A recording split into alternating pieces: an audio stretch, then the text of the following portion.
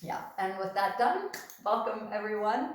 As always, let's get started with our opening centering. So you can sit on a chair, you can sit on the ground, you can lie on the floor, whatever you do, give yourself the grace of support, right? If you're on a chair, you could have a cushion or a blanket. If you're on the ground, you might like to raise up your hips a little bit so that the tops of the hips are always higher than the knees, that your spine can rise up in its natural curves. And if you're lying down, of course, then you may bring something under your head, reaching down to the shoulder blades, and maybe a little lift under the knees to relieve any pressure from the low back, and to bring a little bit of ease into the hip creases, so that there is no tension that is not necessary in this moment. And then very gently, wherever you've decided to settle yourself in, begin to ponder whether you would also like to have your eyes open or closed, or just with a soft but clear gaze directed somewhere ahead of you. And then perhaps even ponder how you might like to place your hands, being so deliberate in how you settle yourself in for the opening centering, that you even consider what the hands might communicate to your nervous system, such as palms up, maybe inviting inspiration, palms to the heart, maybe inviting moving inward,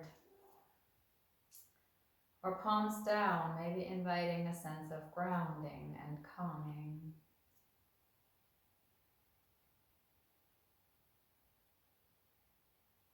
And then invite yourself to arrive in this moment.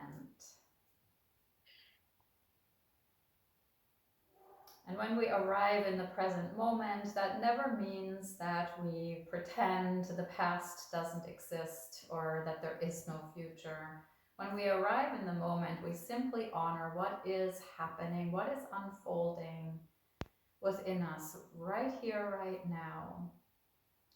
Understanding that that unfolding always happens because of the causes and conditions that came before. Everything that happened in your life is integrated into your nervous system, into your body, into the way your brain predicts the future, into the way your brain, your nervous system interprets what is happening in this moment. And so this notion of arriving in the moment is a deep honoring of everything that has come before. The places of our roots, the ground that we grew up on, the context that nourished us and supported us and brought us to this moment.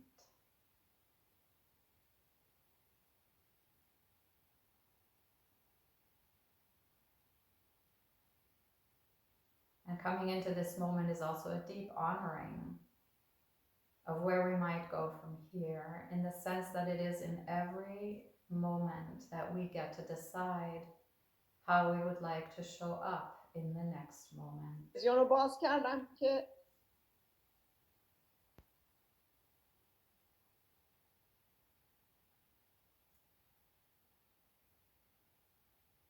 And so with all of that said, invite yourself to arrive in this moment that contains everything.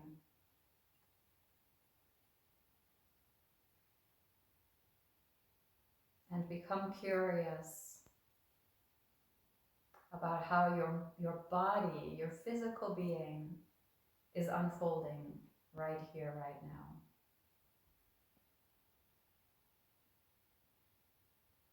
Allowing yourself to sense into your physicality in your own way today.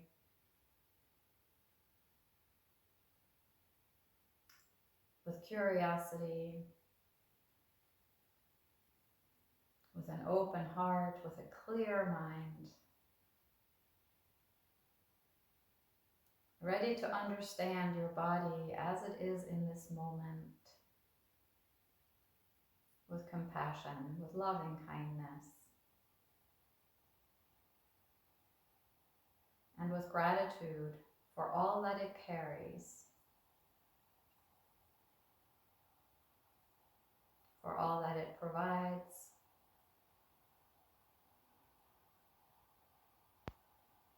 for all that it supports.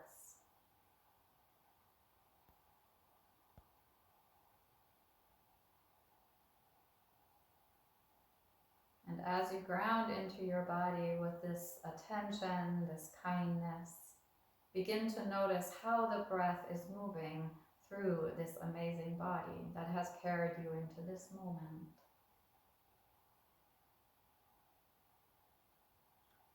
Attending perhaps with an open heart and a clear mind to the miracle of air traveling in through your nose,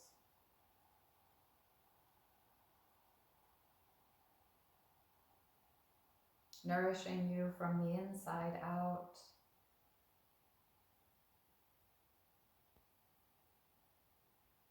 releasing what you need into your body, into your tissues,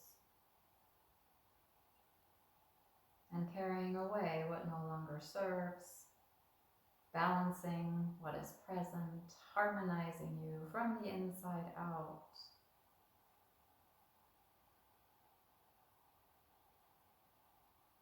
Resulting in each breath cycle in the miracle of breath leaving the body to return to the air.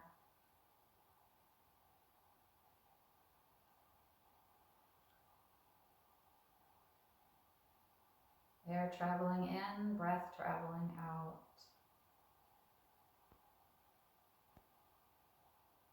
Nourishing you with each cycle of breath. Often more than 20,000 times a day. A cycle that grounds you in this world, in this shared air, in this reciprocal relationship we have with plant life that needs what we exhale and provides what we inhale.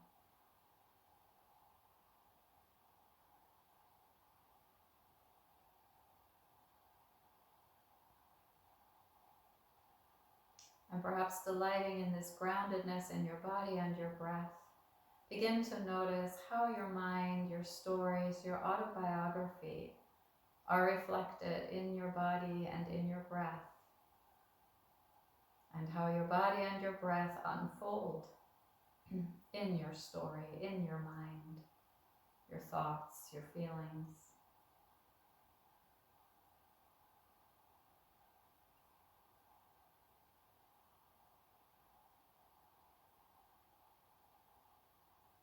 The groundedness of your body can affect the groundedness of your mind. The resilience of the breath can invite resilience in your emotions.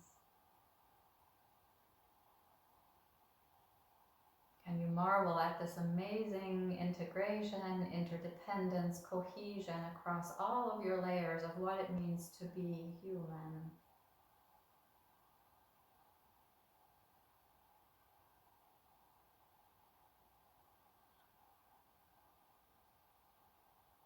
There's a very deep wisdom reflected in this tangible experience of yourself.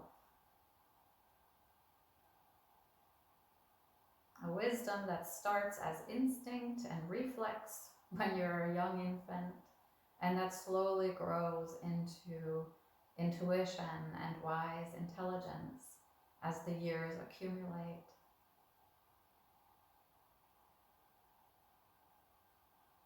Expressing itself as compassion, loving kindness, yes, toward yourself and your family, but also your larger communities and perhaps the entire web of life. A wisdom that can contribute to our capacity to feel the joy, the gratitude, the appreciation for what it means to have been given a human life.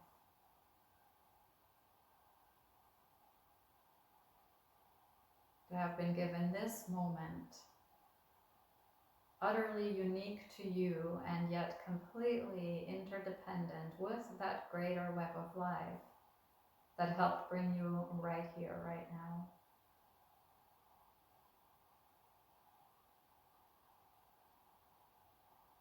Even in moments when we might feel alone, we are never really alone. We are always embedded, grounded in a larger community,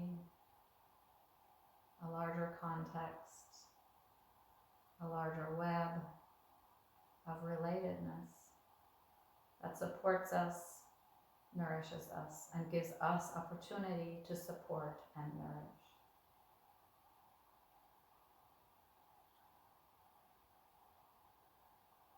From this place of having grounded into all of your layers of being, I invite you to bring your hands to your heart, if that suits you this morning, as you perhaps bow your head to your heart, to notice if there is an intention coming from that wise part of you that you are bringing to class today, knowing in your heart that an intention is a quality you would like to cultivate in this moment. It is not an outcome or an end point that you're striving toward. And if such an intention emerges for you this morning, perhaps you use your next breath in to draw that intention into your wide open heart and to use your next breath out to share that intention outward into the greater web of life.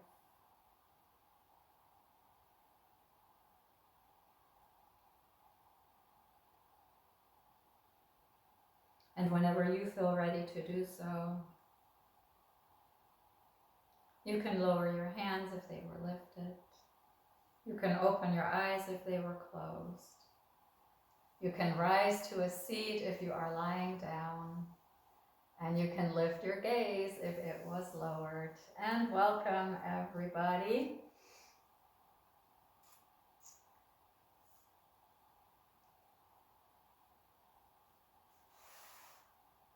And then I invite you this morning, I should have said this sooner, to gather up, if you have them, either a strap or a scarf or a resistance band or even a towel works. So lots of options. And if you have access to a small ball, it could be a tennis ball, it could be a squash ball, it could be an orange or an apple. It doesn't have to be anything that you can stand on because you won't use it that way. Just something round will be really helpful. And then find yourself in a seat. You can sit on the ground or you can sit on a chair. So whatever works for you and whatever gives you the opportunity to bring a foot to your hand. So if you're on a chair, you might actually need a little stool or something, or a yoga block for one of your legs to lift a leg up so that the other leg becomes accessible. So whatever it is for you to bring your foot, you could, lean back on a recliner or something, but in some way, see if your foot can find its way to your hand.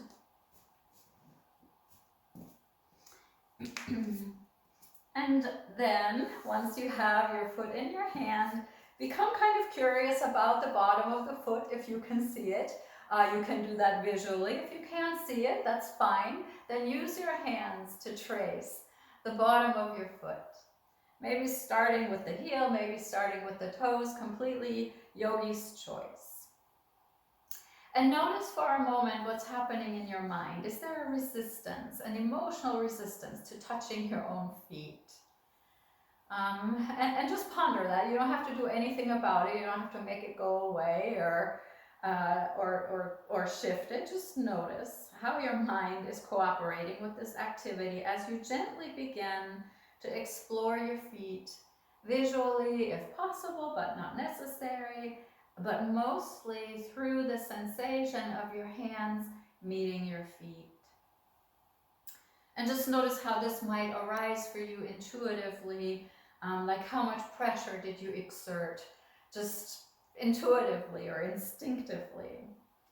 Notice if that pressure was hard and aggressive, or a little tentative and hesitant, or if it was just a resilient sort of exploration of, oh, what are the sensations here in my fingers and in my feet as these two parts of my body touch, as they very seldom do.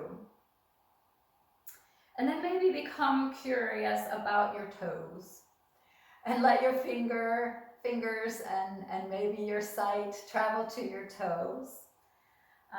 You can use one hand or two. Two is great if you have both hands available. As you just begin to palpate, to sort of massage and manipulate in a good way your toes. And again, notice how this is unfolding for you very intuitively, right? Like where are you drawn, and how are you drawn to exploring your toes here? And then slowly work your way down your foot a little bit, so coming to the balls of the toes, the little toe mounds, maybe noticing either visually or through the senses of your fingers, if there are little calluses, if there's a bit of roughness, if there's a softness here. Just become very curious, and then gently perhaps draw your senses through the arch of your foot, or I should say the arches of your foot. And you might notice that your foot actually has 4 arches. The ones you're drawn to right now, probably as you're exploring here, are the high inner arch or medial arch, and the lower outer arch or lateral arch. And just notice if those 2 arches, those 2 sides of your feet, feel different. You may notice a little more give in your inner arch. Your inner arch is made for resilience. It collapses in a good way with each step and then rebounds. Your outer arch, on the other hand, is made for stability. And so they are a beautiful set of collaborating arches that help you walk. As you then maybe move on to your heel.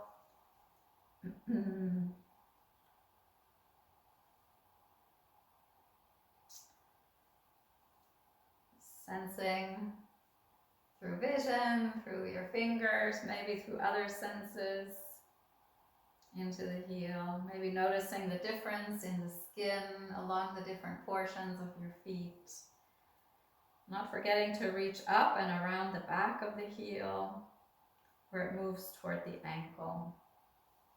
And then maybe keep a hand on your foot as you begin to pull your toes in, like this, and then spread them out like that. And if you keep your hand on your feet here, you might notice that the movement of the toes, you don't have to sit the way I sit. I'm just trying to show to the camera, right? You can stay exactly where you were. But you might feel here, as you have your hands still on your feet, that the movement of the toes reverberates so far into your feet, right? It's amazing. We often think of movement as being so isolated in one spot, and it never is. In fact, if you have the ability to bring one of your hands to the back of the leg as you keep doing this, you might feel movement all the way into the back of the leg, right?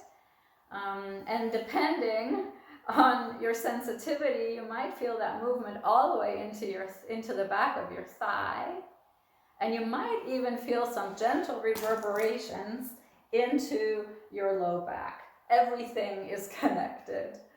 And then hold your leg, if you can, with your hands, and start to make some toe circles. This is much easier if you're seated on a chair, right? So just wherever you are, do the best you can as you begin to circle your ankle here. The beautiful thing about this circle in the ankle is that you might think, oh, it's like my shoulder or my hip. It can circle all in one fell swoop, one bone sitting in one joint, just circling around in that joint. Well, your ankle is special.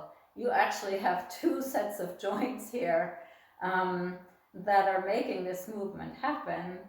And so your ankle circles, you can switch directions, are a beautiful example of a collaborative movement by two joints without you even really being aware of it.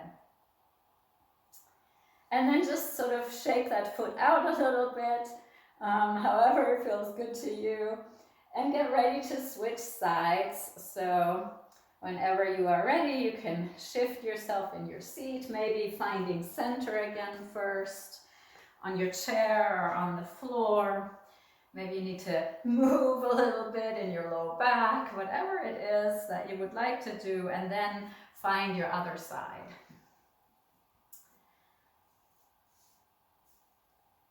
And be prepared to stay very curious. Yes, it's the same foot just on the other side, but it's not the same foot, friends. It really isn't, right? We probably have a dominant foot. We might have a larger foot on one side. And so start the exploration in the same way as before, not honing in on any one part. Maybe connecting visually to the foot, or maybe just connecting your hands to your foot and becoming curious to feel this foot. You know, sometimes we give short shrift to the second side. So see if you can be just as curious about the second foot as the first, or the other foot, and not make it first and second, but just, yeah.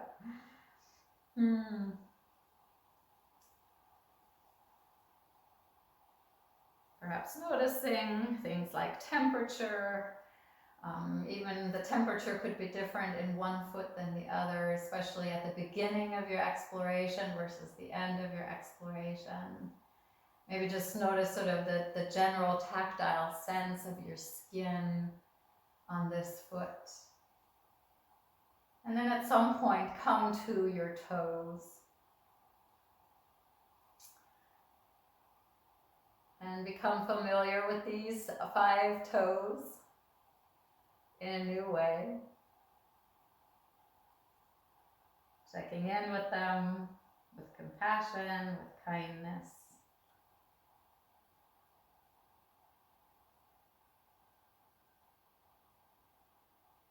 Really relying on the sensation in your fingers and your toes at the same time. We have eyes, and a visual connection to our feet is wonderful as well. And at the same time, don't over-rely on that. Also really let the sensations from within the toes and then through the fingers and the fingers on the toes land for you. And then slowly move that attention, that curiosity, that compassion toward the toe mounds, the balls of the toes or the feet. And notice.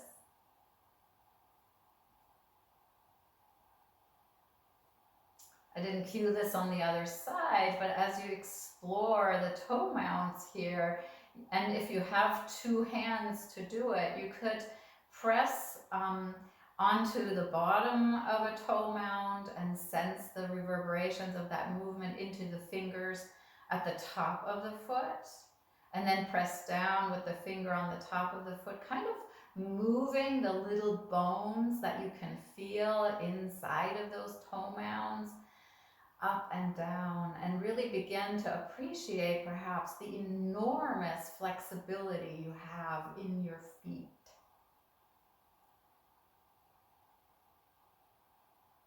A quarter of all of the bones in your body are in the feet.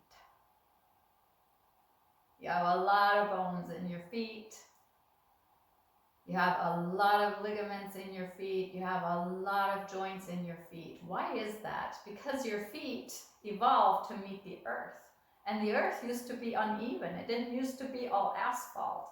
And so the feet had to be able to move. So as you bring your fingers now into the arches of the feet, you might continue to sort of sense into that enormous variability of movement in your feet. They can move in multiple directions in different spots at the same time, so that if you step on a rock, they can adjust to the rock. If you step on grass, they can adjust to the grass.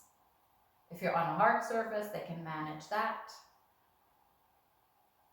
Feel those arches again, that higher inner arch and that flatter outer arch. One made for resilience, to meet the earth flexibly, collapsing down toward the ground and then rebounding away from the ground. And the outer arch that helps us keep our balance. And then let yourself find your heel. And marvel at all the bones that are within that heel. And right at the beginning of the heel, right where the arch sort of moves toward the heel, you actually have another arch that runs the opposite direction, doesn't run the length of the foot, it runs across the foot. And this arch is very strong. It's made of little bones that kind of make like an archway. At this part of your foot, and you know how archways have that like a keystone that holds the whole arch up? That's kind of how your foot is constructed right there. So that's why you are so stable and can stand and be on your feet for a really long time. And then feel into the heel. And maybe appreciate here that you also have all kinds of fascia in your foot. You have ligaments and tendons. And they wrap like a sling from the bottom of your foot all the way up into the calf of your leg. It's all connected. That famous Achilles heel, that's what it does. It's like a sling under that wraps around the back of your foot and into your calf. And so just appreciate that. As you maybe now lift your foot a little bit and begin to make circles again with this ankle. Maybe you get some little snap, crackles, and pops now that you know how many little joints and bones you have here, mostly synovial joints, not all of them. Those little snaps are sometimes just synovial fluid bubbles popping in joints. Sometimes it's a ligament or a tendon sliding back into the groove that's best for it. Most of the time, these little pops and snaps and crackles are just no big deal at all. Maybe you make very intuitive circles. Maybe they even turn into some figure eights. As you sense the reverberation of the movement in the ankle all the way up your calf, maybe into the back of your thigh, into your hamstrings, maybe even into the low back. And who knows, maybe wrapping all the way up to the shoulders. And then you can go ahead and bring both feet in front of you. If you're on a chair, you can just sit normally in your chair, the feet on the ground. If you're on the earth, you may need a little bit of a higher lift or not, whatever works for you. Here, I forgot the ball. Oh well, we'll do the strap first. Grab a strap or a band or a towel or a scarf and put it in front of you on the ground. I'm going to move back a little bit so you can see better what I'm doing. And if you have two of these, you could do this with both feet at the same time. I'll show it 1 foot at a time. And just let that strap or that scarf be out in front of you. If it's thinner, it works easier. You could use a towel, but that's a little bit thick. And then use your toes to pull that strap a little closer to you.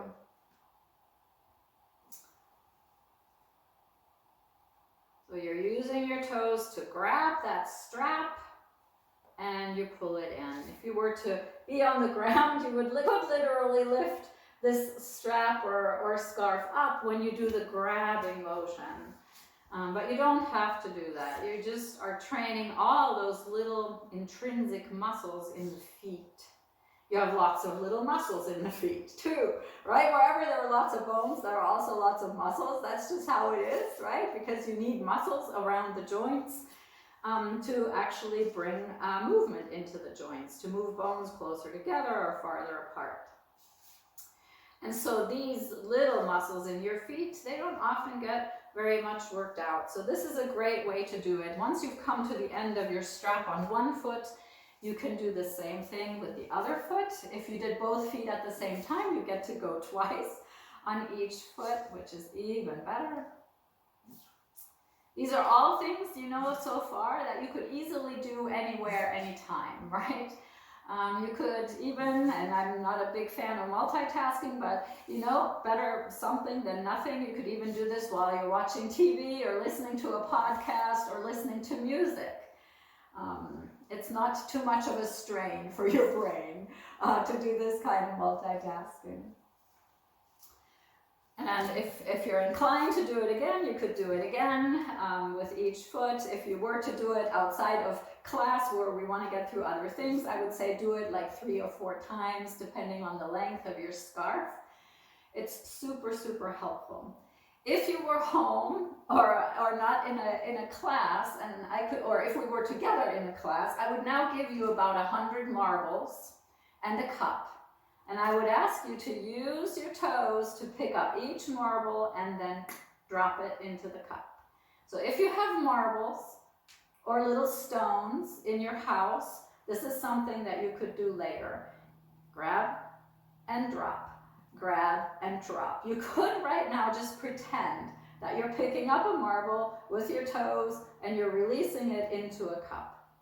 It's a similar movement to the strap, except that you have to hang on to that marble or that stone to carry it far enough to then release it into the cup. And then do it the same thing 100 times if you have 100 marbles or 100 little rocks on the other side. But it works in your imagination too. So just pretend you're picking up a marble.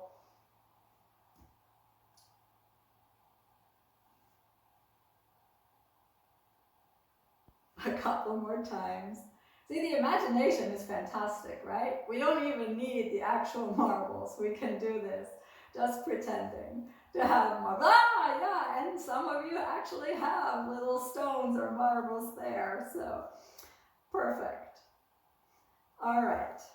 When you've had enough fun with that, I will add back what I forgot earlier with the feet, just so you have that little movement. Later, you often see people using a ball under their feet while they're standing up. That's a lot of pressure on the fascia. A really nice way that you can use a ball is to actually be right back in the position where we were, and then take the ball and bring your palm onto the ball and roll the ball through your arch very gently. That's a much less aggressive way of awakening all the nerve endings in your feet. You have a lot of nerve endings in your feet. You have to have a lot of nerve endings because you have a lot of bones, you have a lot of muscles, you have a lot of ligaments and tendons. You have a lot of nerve endings because you need a lot of sensation in your feet to manage the uneven earth that you are grounded on and supported by. And this kind of thing with the ball can really awaken these little nerve endings. If you have neuropathy from chemo or from radiation or from some metabolic disturbances, I'm not saying that you can reawaken nerves that have died, but you can sort of overall enhance the sensitivity of your feet again by doing some of this work, right? And this particular work with the ball is a very nice way of doing that. And then very briefly also do this on the other foot. all of this, you could take 2 hours just playing with your feet, right? But we stand on our feet. The feet are our foundation. They are what connect us to the ground most of the time. Or at least traditionally they did. Now our bum connects us to the ground indirectly most of the time. But you know, in the olden days, people didn't sit on the ground so much as they squatted on the ground. And so it's the feet that connect us to the earth, that connect us to our roots. And so, you know, we just don't pay them enough attention. Anyway, so they make these little balls that have like little nubbies on them. Have you seen those? I forget what they're called, but they just create a little extra sensation. They too, when you buy them, the instructions will be to stand on them and roll your foot around on them. But I would recommend that you do it this way, of actually using your hands. And you can increase the pressure even with your hands, but you're less likely to do damage by not using your body weight. Things don't have to be aggressive or harsh to be effective. Yeah. And then you can let go of the ball. And let's come to standing.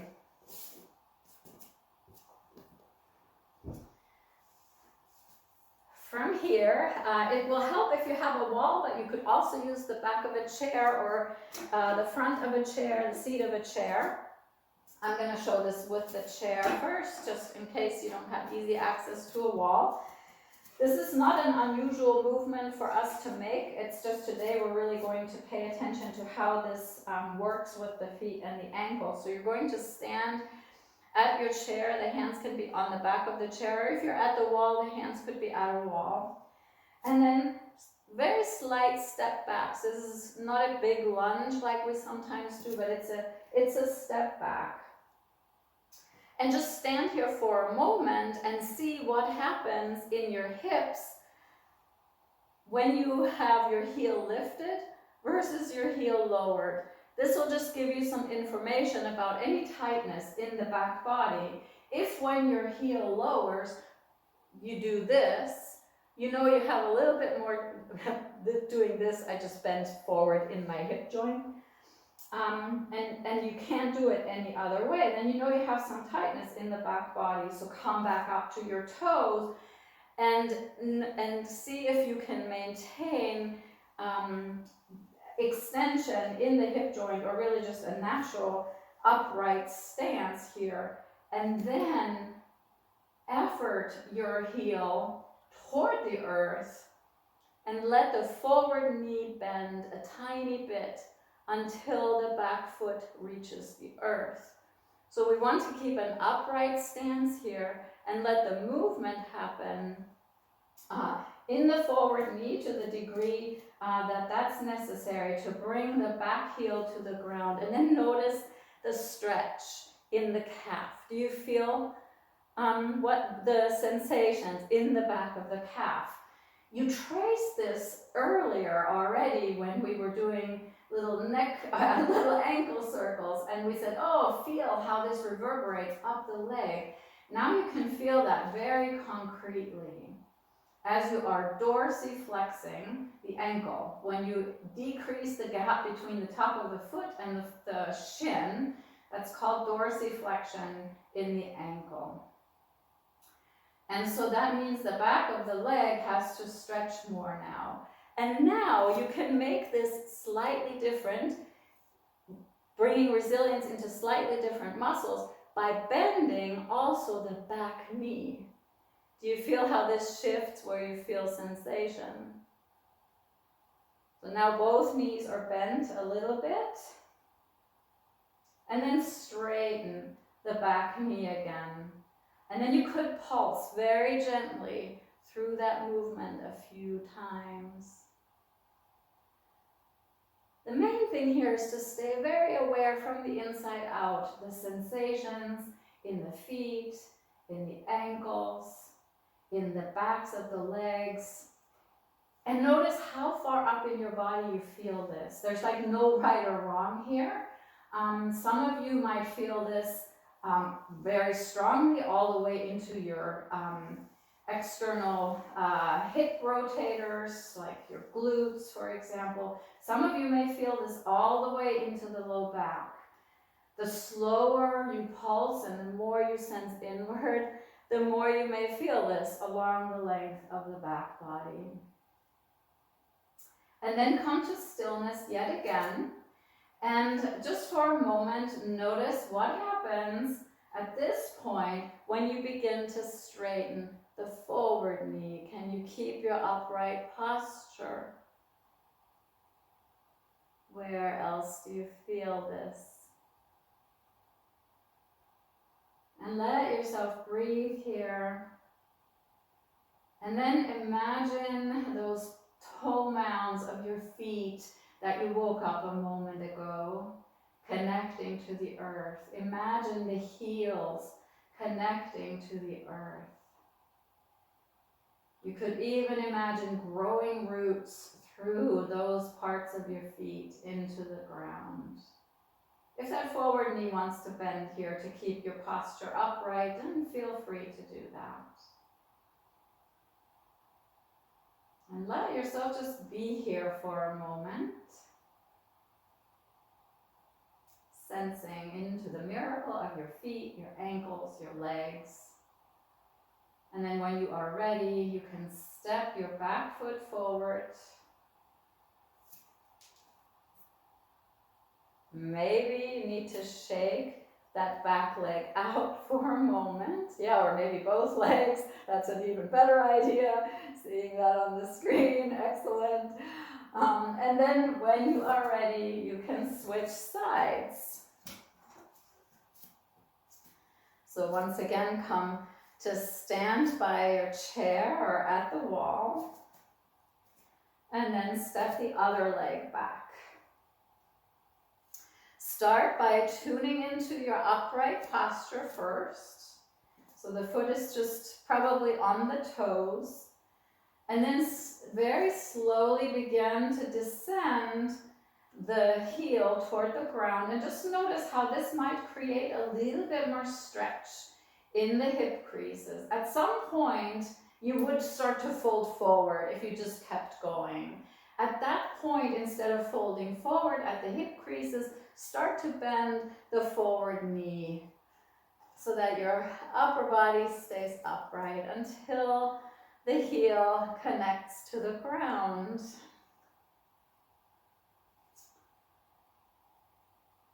And just be here. Just sense into that connection between the back foot and the earth.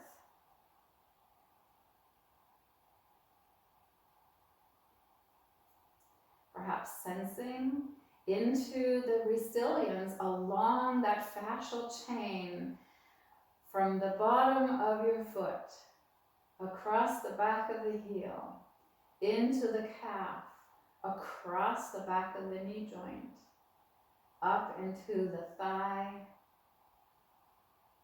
and perhaps all the way into your bum, into your low back.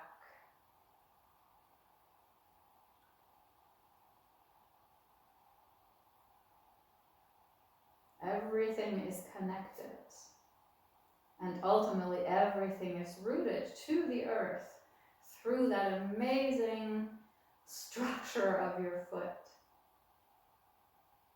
And then if you would like to experiment, keeping your upright posture, perhaps move towards straightening the forward knee. Noticing how this might shift the experience.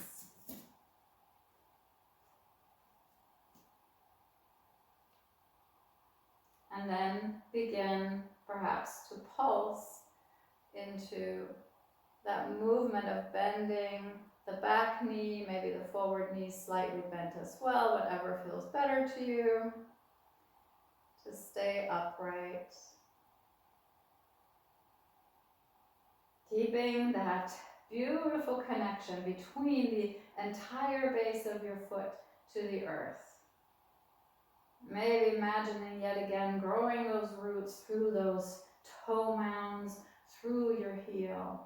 And notice if there's a tendency for you to strive toward more knee bending and then losing contact of the heel with the earth, and give yourself the pleasure of keeping the foot connected to the earth.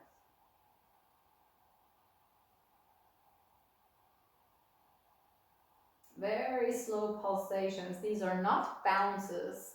I'm not a big fan of bouncing, but I love pulsing, and there's a huge difference between the two. Couple more times. And then at some point, yet again, straighten that forward knee. Feel the difference maybe in the access to that. And then step forward. Shake it out if you would like. You don't have to. You can also just sense into your feet on the earth, whatever feels right to you in this moment. And then you can stay connected to your chair or to your wall.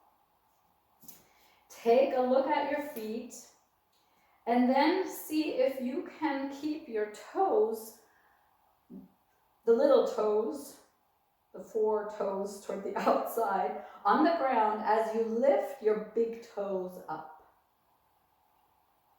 If this is really hard to access, you could even try this at the same time with your hands. You could have your hands by the side of your body, touching your thigh, your outer thighs, and then just lift the thumb and the big toes. Sometimes that helps in making that movement.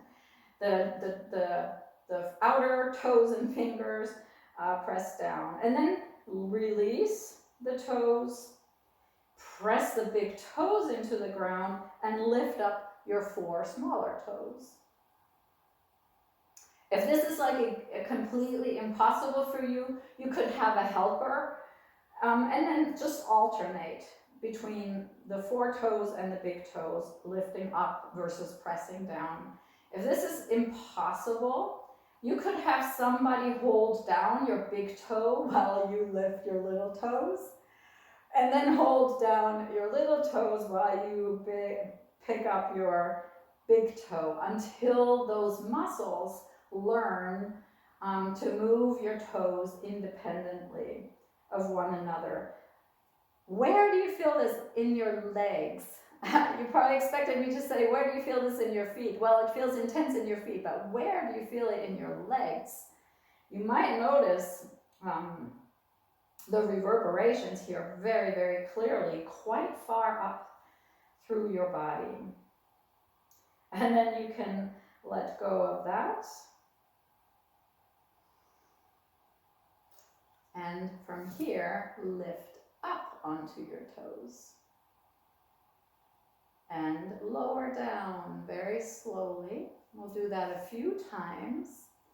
Up onto the toes and down. And if your toes feel a little scrunched up, you could kind of make a point of separating them before you lift so that they're not scrunching together when you're up on them, but they're nicely spread apart, like fingers would be spread apart.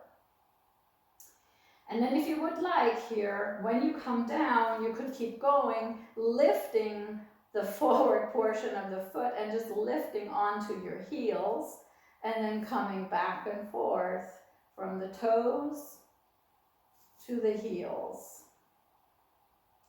And if you, at some point, would like to make this more of a balance challenge, you could do this with hands by your side instead of on a chair. Yeah. That's probably going to be fine for the toe movement. It might be quite a challenge the first few rounds for the heel movement. And so it's beautiful to have a chair for a while to get your musculature, your body overhauled, your mind used to this motion before you do it without hands.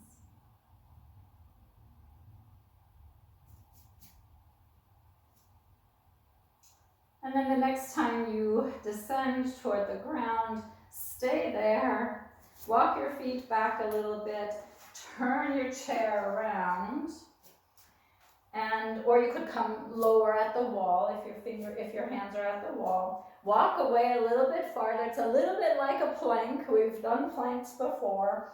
And start on your toes here. And then descend to your heels. Essentially the same thing we just did standing, except that we won't roll all the way onto the heels. But now with more of an angle in the ankle.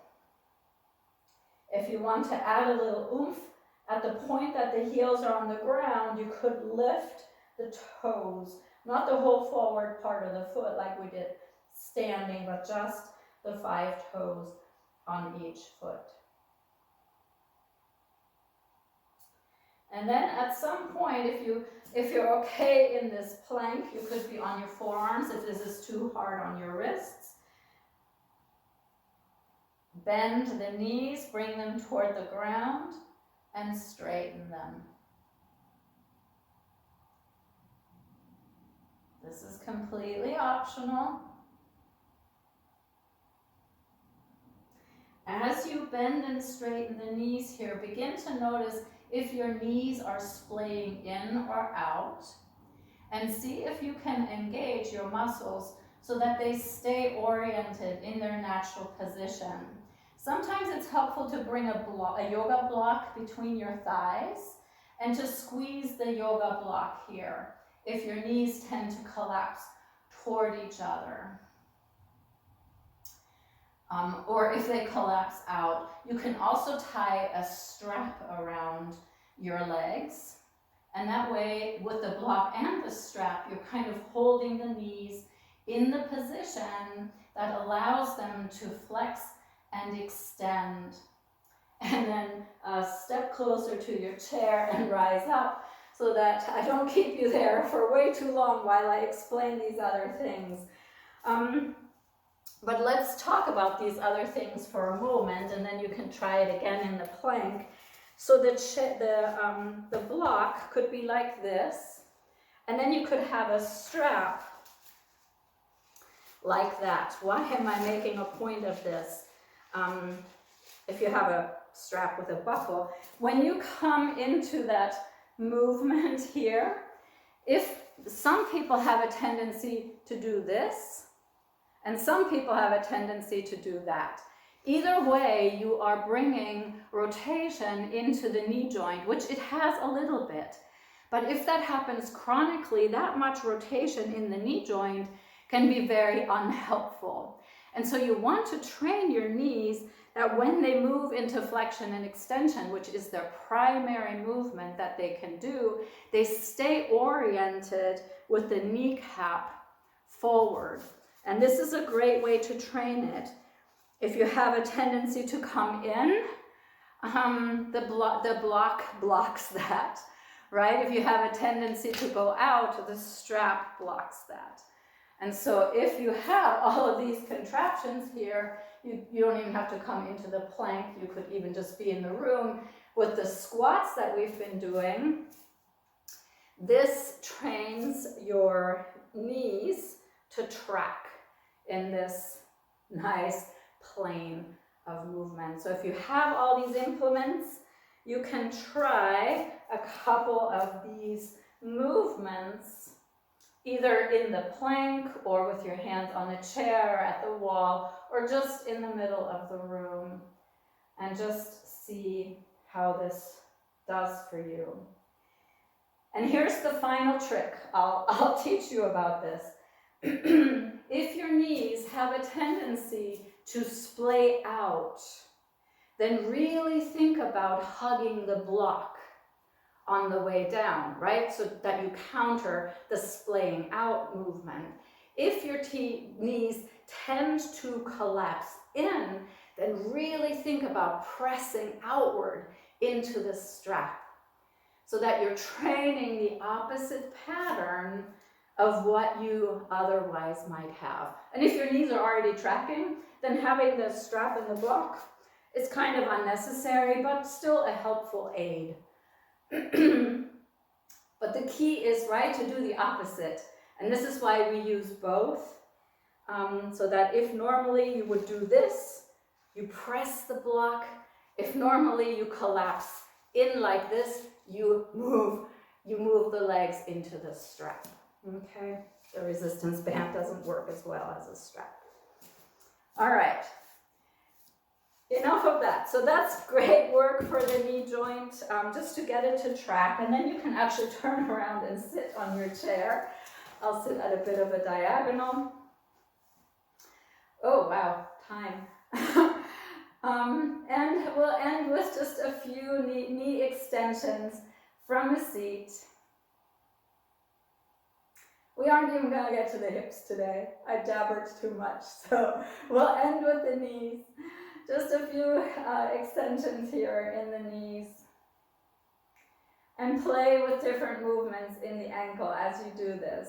Maybe take a couple where you're pointing the toes and a couple where you are flexing, dorsiflexing the ankle. And just notice the difference. If your leg is shaking as you're doing this, if it's not resting on the chair, you could bring your hands under it. If your legs are resting on the chair, you're probably fine. And then switch sides at some point.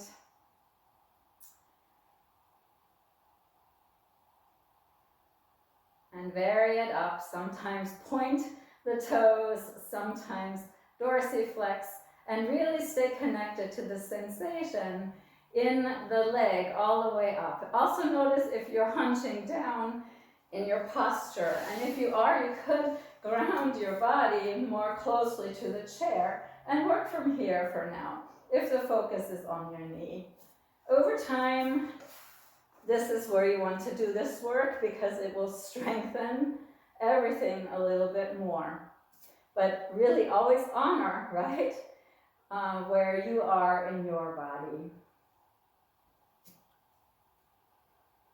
And then at some point, you can end all movement. And we will take one last little sequence from, again, the chair. You could do this standing too, if you would prefer. And you're going to use the movements of your hip joint to draw or to write your name as if you had a pen on your knee and you were writing your name into the air with that pen. So the longer your name, the harder you will work. If your name is really short, maybe you write it a couple of times. But the movement is not coming out of the knee joint. The knee joint stays stable. It's coming out of the hip joint. Your knee lives between your ankle and your hips. And for knee health, you want to work on mobility in the ankles and in the hips so that the knee joint can stay nicely aligned and stable in between those other joints. And then you have to write your name with the other leg too, again letting that movement come from the hip joint. It's a really nice way of bringing movement into the hip joint here, because by writing your name, you're naturally making all kinds of little diverse movements. You're not just making a circle. My apologies to those of you who have to go for running late. Please take like a minute of Shavasana, let the practice integrate. Yeah. And for the rest of us, when you're done writing your name on the second side, you can release yourself into your seat and take a moment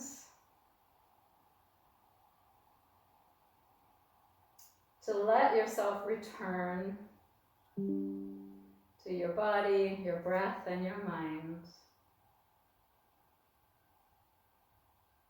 Depending on what your life allows, if you have the time, you might move into your usual or maybe a new way of your body position for your closing meditation.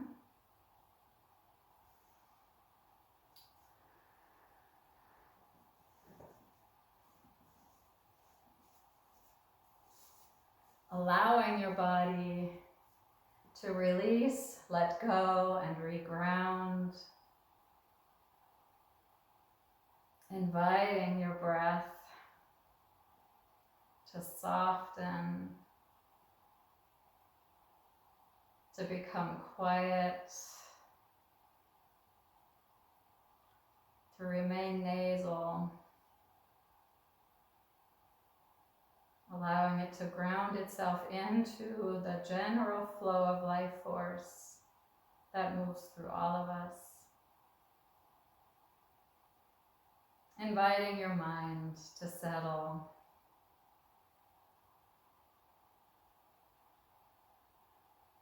to let go,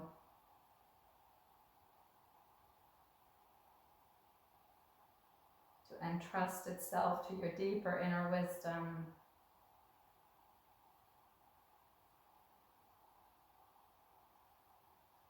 As you move into about a minute of silence to allow the practice to integrate. And until my voice brings you back.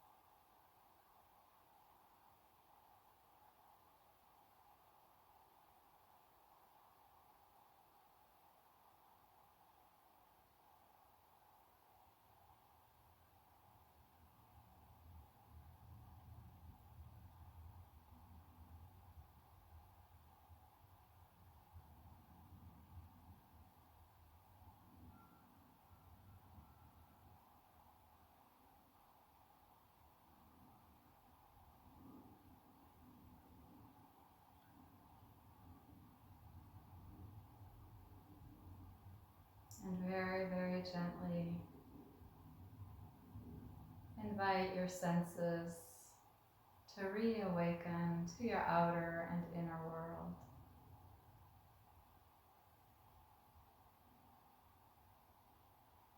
Perhaps noticing the fragrance in your room,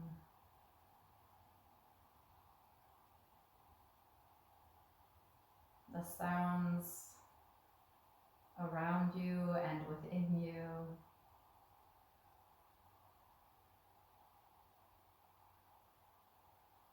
The air on your skin, the weight of your clothing.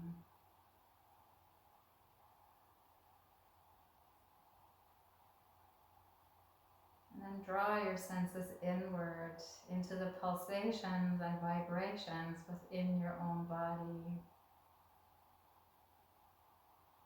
Sensing into your vitality in every nook and cranny of your being, from your little toes to your thumbs, to the center of your head.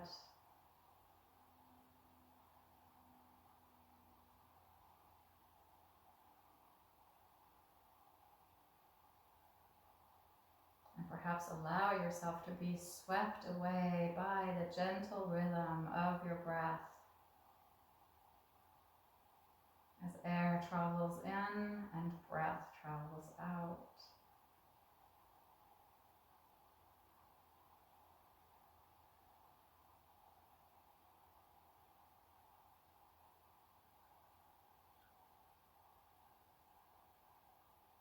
If you are lying on the earth and you would like to close the practice in a seat, this would be a great time to stay very grounded as you begin to transition to an upright, seated position. But you're always welcome to end the practice lying down.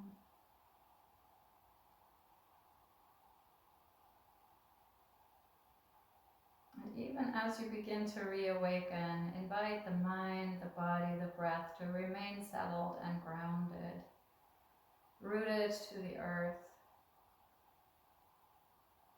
connected to the ground.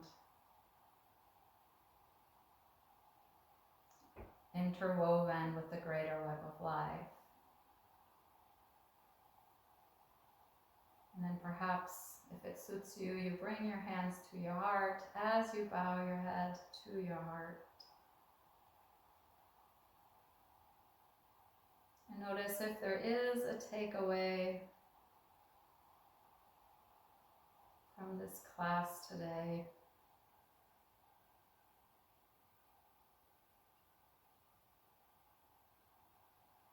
Notice if that takeaway in some way connects to the intention that may have emerged for you at the beginning.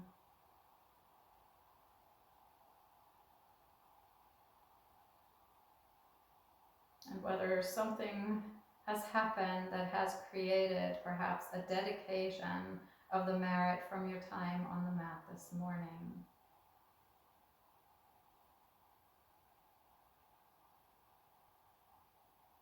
And if such a dedication, such a greater meaning is arising for you, you might choose to seal it into your own being with your next breath in.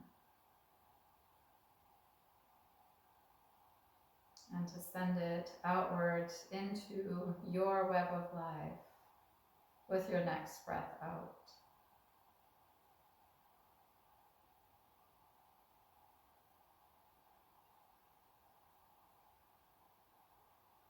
And as always, thank you so much. It's such a joy and an honor to practice with you every Thursday morning. Thank you for your presence here.